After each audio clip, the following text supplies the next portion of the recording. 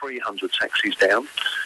What we have now, we have an air quality 15-year age limit for taxis in London. They're not allowed to be more than 15 years old.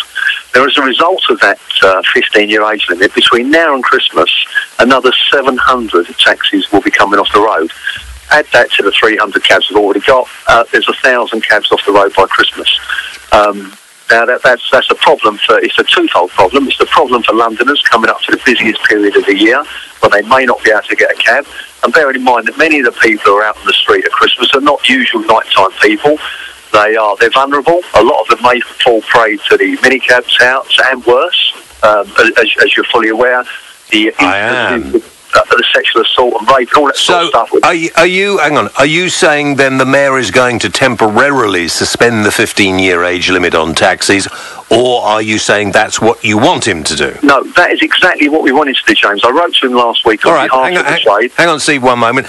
John Mason, who's Director for Taxi and Private Hire at Transport for London, I think is on the other line. John, is this what you're prepared to do? Well, no, our main priority right at this moment in time is to help those 300 cabbies that are directly impacted by the recall. That's the number one priority. I've met with Manganese Bronze and the administrator today. They've assured me that that's what they are still working to do.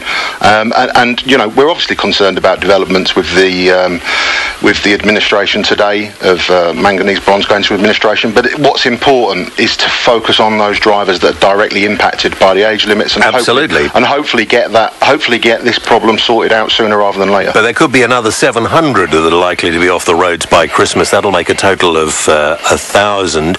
If, as Steve McNamara is saying, this happens, are you prepared to suspend this 15-year age limit? We're not prepared to make policy on the hoof, and what we do need to do is focus on those drivers that are directly impacted by the recall. Steve's obviously painting the worst-case scenario. It's not those. It's best to be prepared, isn't it, John? Well, look, you know, whatever vehicles are coming off the road, there are a wide range of things that people can do, drivers can do to get replacement cabs. You know, I've had discussions today with the cab manufacturer, the Mercedes cab manufacturer. They've got 150 taxis already in stock. They say they can ramp up and replace any stock that's needed. Yeah, but they don't look like London cabs, John. Well, I'm not going to comment on that. At the end of the day, they're licensed London taxis. What we also think needs to happen, and what would also help, is for drivers and driver groups like the LTDA and other driver groups out there to actually, help their members in cab sharing arrangements and those types of things where cab drivers perhaps work nights and the other one wants to work days.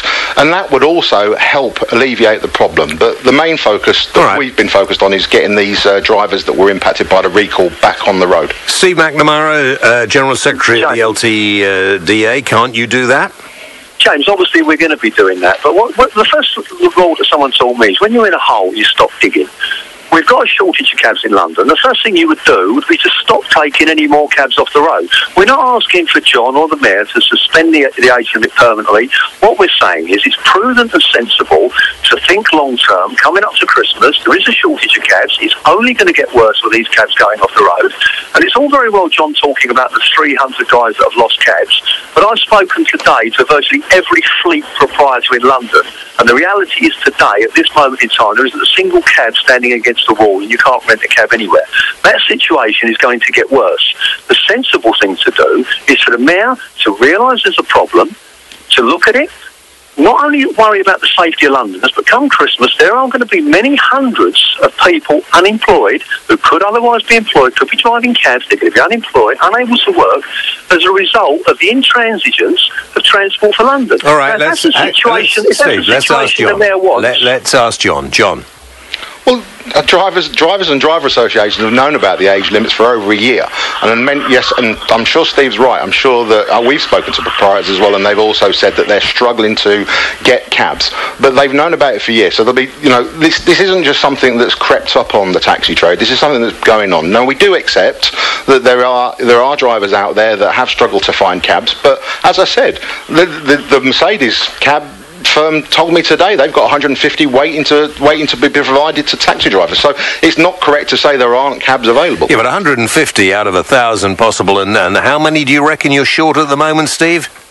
It's probably at the moment with the 300 and the shortage. What John's saying about we've had time to plan, yes, indeed we have. And a lot of guys had planned to buy a new TX4. Other people had planned to buy the second-hand cab that guy was going to sell. The supply has dried up. And it's all very well for John to keep talking about the Mercedes, but there's only one vehicle. We don't want to get back to a monopoly supplier in London. And if John's genuinely suggesting that a guy who doesn't want to buy a Mercedes, and there's many out there, are going to be forced to do so, and the point that we're trying to make, I keep trying to make to John, is this is only a temporary problem. We're not saying to suspend it. What we're saying is, John, do the sensible thing. Look at what's happening short term. And all we're asking you to do is to extend the lives of these vehicles that are coming off the road this week, next week and the following weeks by 8, 10, 12 weeks, just till after Christmas to get us over the crisis. And then everything's back to normal. Seems like a simple, all right, hang on, let's get it from John. Seems like a fairly sensible idea, John. But we already have taken immediate action. We allowed LTC, London Taxi Company, to bring in taxis that otherwise wouldn't be licensed to get them out to the drivers impacted by the recall. So we've already taken positive steps. We continue to monitor the situation. So if things get worse, John, if things get worse, will you then consider a respite on this 15-year age limit, a temporary respite on this 15-year age limit? We're keeping the situation under constant review. Our main priority has to be trying to get those drivers that were directly impacted by the recall on the road as quickly as possible. I know people are frustrated and I know they're worried, and we will continue to meet on a daily basis with the London Taxi Company and the administrators to try and get those drivers directly impacted and most impacted sorted out first. If in a few months' time the situation has improved, then we will continue to work and see what options are available. John Mason, Steve McNamara, both of you, thank you very much indeed for your time.